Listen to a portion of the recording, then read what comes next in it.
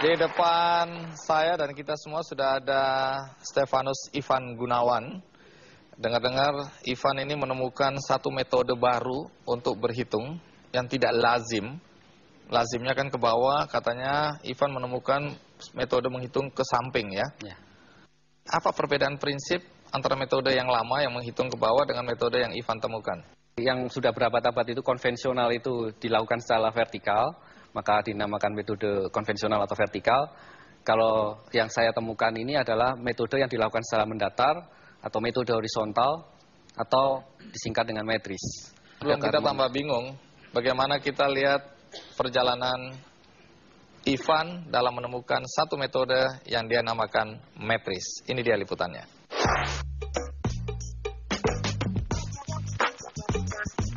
Angka itu ajaib. Hal inilah yang diyakini oleh Stefanus Ivan Gunawan. Dari sinilah ia kemudian mengutak-ngatik angka dan hitungan. Hingga pada tahun 2000 lalu, ia menemukan satu metode baru dalam berhitung, metode metris. Perhitungan dengan metode metris dilakukan secara horizontal. Ivan yakin metode ciptaannya ini bisa menjadi penyempurna dari metode-metode yang sudah terlebih dahulu ada. Tahun 2005, Ivan berhasil mendapatkan hak paten atas metode metris ciptaannya.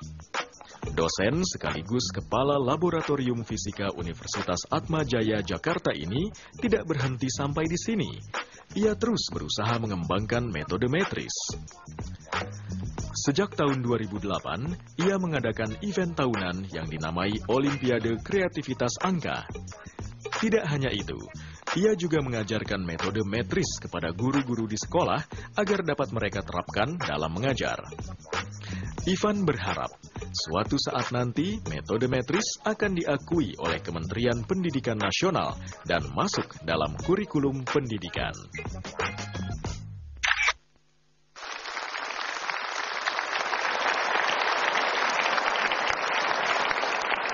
Nah, Van, sebelum kita masuk ke bagaimana Ivan menjelaskan metode ini, kenapa sampai terpikirkan atau tergerak untuk menemukan metode yang berbeda dengan apa yang sudah kita kenal selama ini?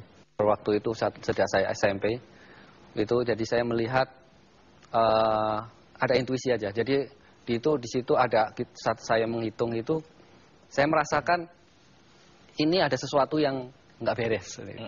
Yang tidak beres di situ adalah ternyata kurang efektif karena penempatan asosiasi tempat, satuan, puluhan, dan ratusan itu yang sebenarnya sudah ditekankan sejak sekolah dasar itu tidak benar-benar ditekankan. Gitu. Dan penekanannya itu makanya saya ciptakan di dalam metris itu adalah yang disebut notasi pagar. Karena dengan menggunakan notasi pagar itu semua metode hitung cepat di dunia yang saat ini masih tercerai-berai bisa disatukan. Apa kelebihan metodenya Ivan ini berbanding dengan metode yang sudah kita kenal selama ini? Atau Ivan mau jelaskan aja? Oh iya, dijelaskan lebih bagus di visual. Baik. Misalkan kalau 26 ya, dikalikan dengan 53. Jadi kalau dikalikan, kalau dengan menggunakan metris itu atau metode horizontal 2 kali 5 ya, 10. Kemudian kita kasih pagar, ini notasi pagar metris.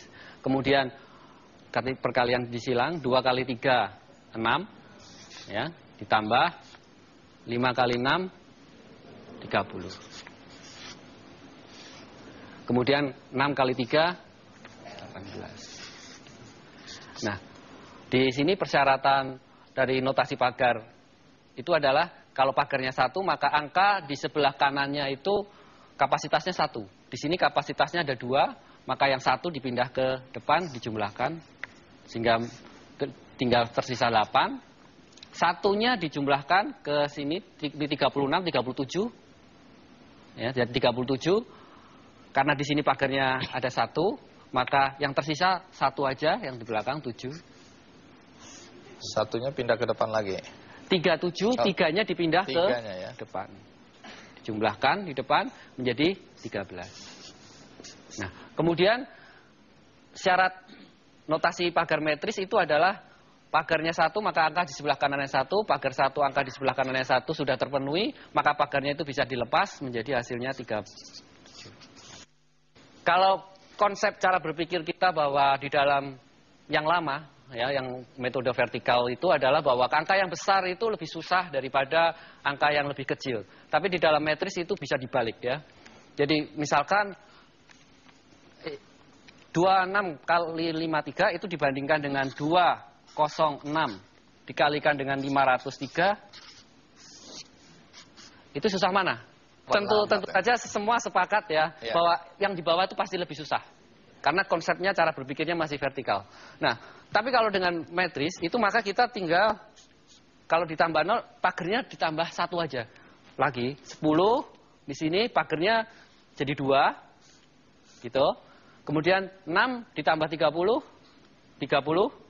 6, pagernya 2, kemudian 18 saya tulis. Di sini pagernya 2, di sebelah kanannya angka 2. Ada yang perlu dipindah? Tidak ada. Di sini juga, makanya pagernya bisa dicopot, langsung hasilnya menjadi...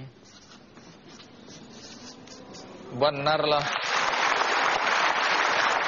Oke. Silakan sini, Van. Itu yang membuat Ivan yakin bahwa dengan metode yang Ivan kembangkan ini, anak-anak akan lebih mudah memahami proses berhitung. Iya, jelas sekali. Sampai angka berapa ini? Berapa kali berapa bisanya dengan metode ini? Kalau vertikal bisa berapa, kita ini metris sama pasti sama. Dengan menerapkan metode yang Anda kembangkan ini, apa keuntungan yang didapat dunia pendidikan?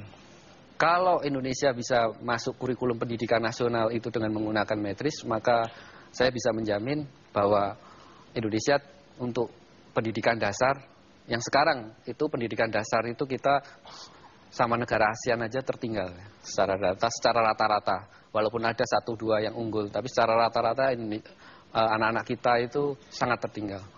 Jadi dengan menggunakan metode horizontal terutama, kemudian nanti yang adanya kreativitas angka tadi, itu angka bisa digunakan untuk bermain, untuk entrepreneur. Jadi lebih menyenangkan. Betul sekali. Baik. Terima kasih, Pak.